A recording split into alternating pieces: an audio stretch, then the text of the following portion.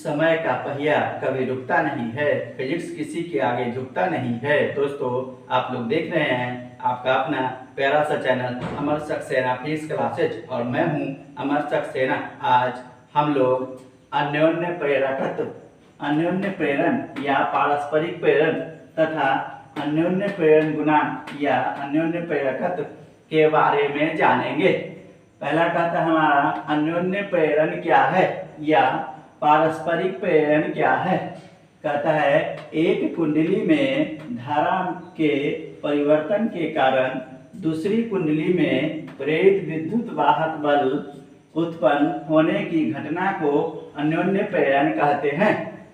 कहता है कि यदि दो कुंडली एक दूसरे के नजदीक हो तो अगर एक कुंडली में धारा परिवर्तन के कारण दूसरी कुंडली में जो प्रेरित विद्युत वाहक बल उत्पन्न होता है उस घटना को अन्योन्य प्रेरण कहते हैं।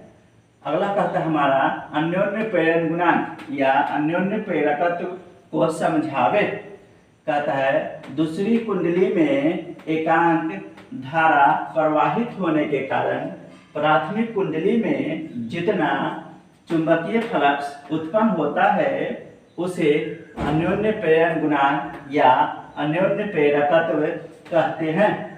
इसे m द्वारा सूचित करते हैं। इसका मात्रक हेनरी होता है। हेनरी को h से सूचित करते हैं। ये हमारा कह रहा है कि अगर हम दूसरी कुंडली में एकांक धारा प्रवाहित करें तो प्राथमिक कुंडली में जितना चुंबकीय फ्लक्स उत्पन्न होगा उसको हम लोग अन्योन्य प्रेरण गुणांक या अन्योन्य प्रेरकत्व कहते हैं। कहता है प्रयोग से ऐसा पाया गया कि प्राथमिक कुंडली में धारा प्रवाहित करने पर द्वितीयक कुंडली में उत्पन्न चुंबकीय फ्लक्स प्राथमिक कुंडली में प्रवाहित धारा के समानुपाती होता है।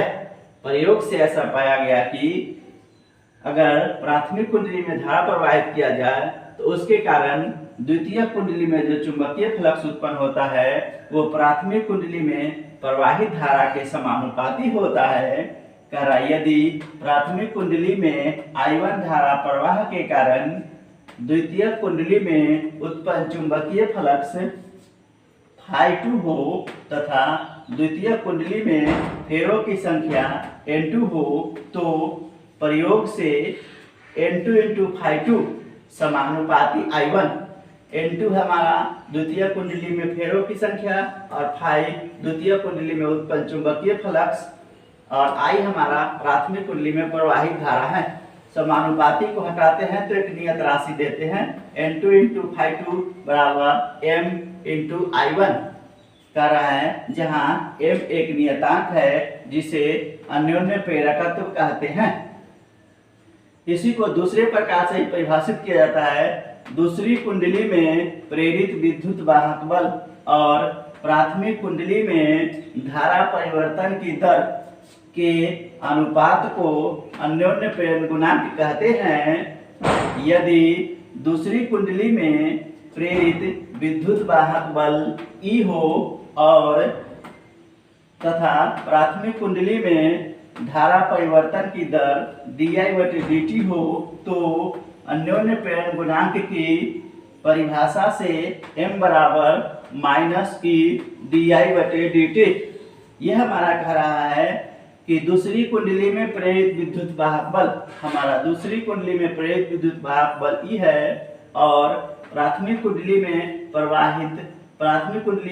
धारा परिवर्तन की दर, प्राथमिक कुंडली में धारा परिवर्तन की दर हमारा है di1/dt। प्राथमिक कुंडली में धारा परिवर्तन की दर हमारा है di1/dt। ये जो दोनों का अनुपात होता है उसको हम लोग अन्योन्य प्रेरण गुणांक कहते हैं। ये हमारा m जो है वो अन्योन्य प्रेरण गुणांक है। m बराबर -e/di1/dt। दोस्तों, अगर वीडियो अच्छा लगे लाइक करें, सब्सक्राइब करें और अन्य दोस्तों के साथ शेयर करें।